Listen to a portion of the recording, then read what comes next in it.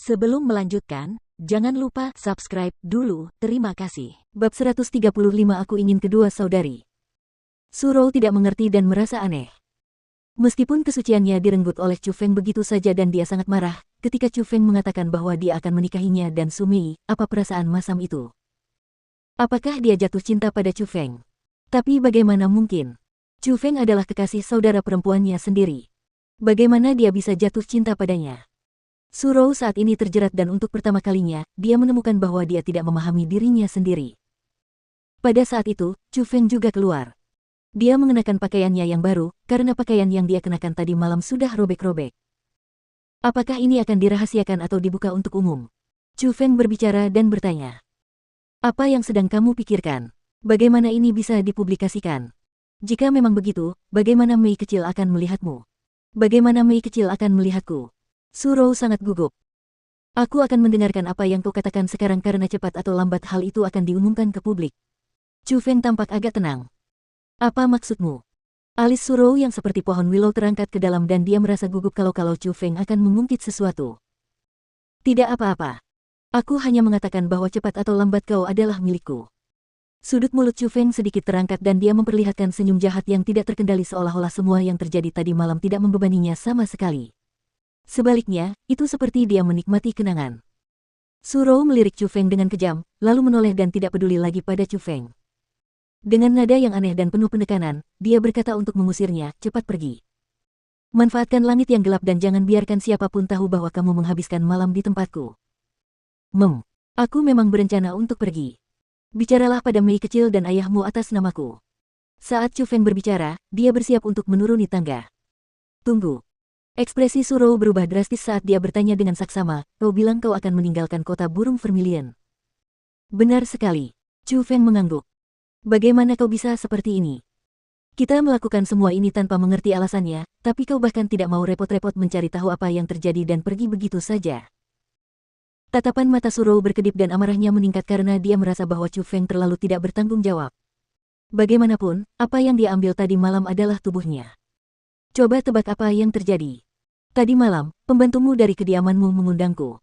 Dia bilang ada sesuatu yang kau perlukan dariku dan bilang kau bahkan menyiapkan teh khusus untukku.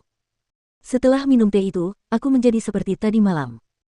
Juga, ada bau harum di kamar mandi. Bau harum itu sangat aneh dan dapat menghambat kultivasi seseorang dan membuat mereka sama sekali tidak berdaya. Tadi malam, kamu bahkan tidak memiliki cukup kekuatan untuk memegang seekor ayam, jadi aku yakin itu disebabkan oleh bau harum itu. Menurutmu, siapa di dalam kota burung Vermilion milikmu sendiri yang mampu memerintahkan pelayanmu untuk mengkhianatimu, dan juga mengeluarkan obat-obatan yang sangat kuat? Tanya Chu Feng dengan tenang. Kau. Pada saat itu, Surou tercengang. Dia tidak pernah menyangka bahwa Chu Feng dapat menganalisis semuanya dengan begitu cepat dan menentukan siapa orang di balik layar. Kekuatan penilaian yang tenang dan keterampilan pengamatan yang luar biasa itu benar-benar tidak dapat dipercaya. Melihat ekspresimu, sepertinya kau juga tahu siapa orang itu. Mengenai tujuan orang itu, kau dan aku saling mengerti. Aku tidak menyalahkannya, sebaliknya, aku ingin mengucapkan terima kasih padanya. Jika dia tidak melakukan itu, mungkin aku hanya akan menikahi putri kecilnya. Tapi sekarang, aku akan mengambil kedua putrinya. Chu Feng tersenyum dan berjalan menuruni gedung. Apa alasanmu berkata begitu? Bagaimana kau tahu aku akan menikahimu? Tanya Surou.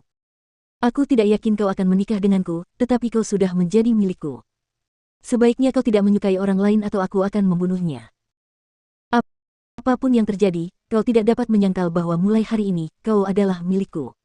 Kau dan Mei kecil adalah milikku. Kalian berdua lebih baik tidak berpikir untuk pergi kemanapun.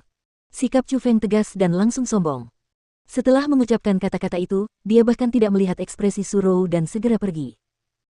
Surou berdiri di sana dengan tatapan kosong tanpa tahu harus berbuat apa. Dirinya yang semakin dewasa, menjadi bingung untuk pertama kalinya. Sebelum Chu Feng pergi lama, Su Hen masuk. Ketika dia tiba di lantai 5, dia melihat Surou. Dia memiliki wajah yang meminta maaf tetapi dia tidak mengatakan apa-apa.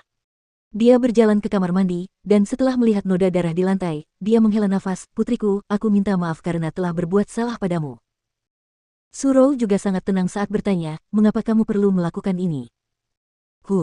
Kekuatan keluarga Sangguan tidak bisa diremehkan. Jika pernikahan Mei kecil dan Sangguan Ye dibatalkan dengan paksa, keluarga Sangguan pasti akan merasa kesal.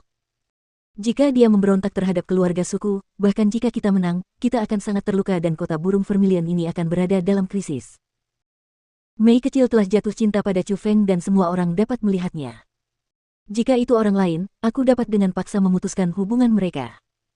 Namun, Chu Feng kebetulan adalah seorang jenius dan ketika ia tumbuh dewasa di masa depan, kekuatannya tidak dapat dihalangi.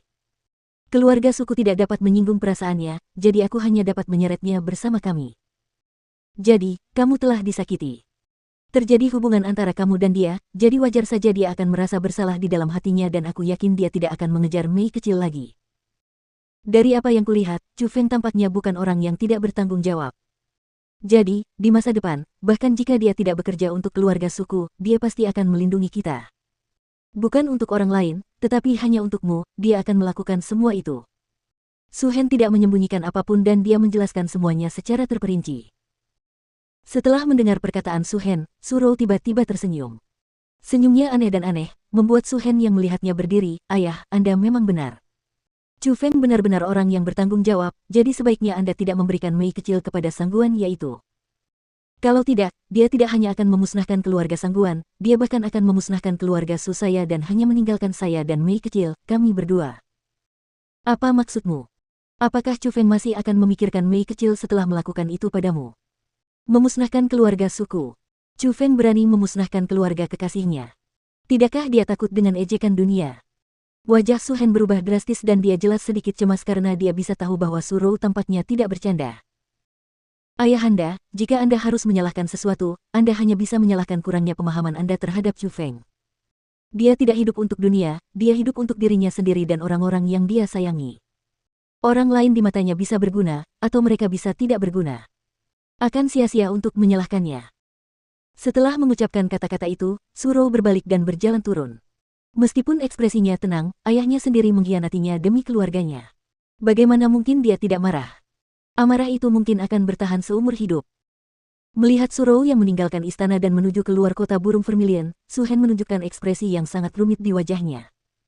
Setelah beberapa saat, dia berkata dengan suara rendah, "Mungkinkah aku benar-benar membuat kesalahan?